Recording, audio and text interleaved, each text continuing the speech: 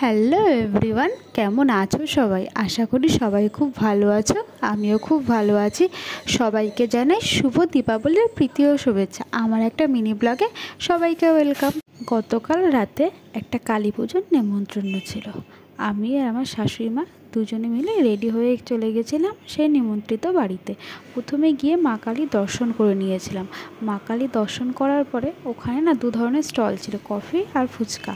ফার্স্টে কফি খাচ্ছিলাম। কফি খাতে খেতে একটা দৃশ্য দেখছি, এটা দেখতে পাচ্ছ, এটা হলো ফুচকার লাইন।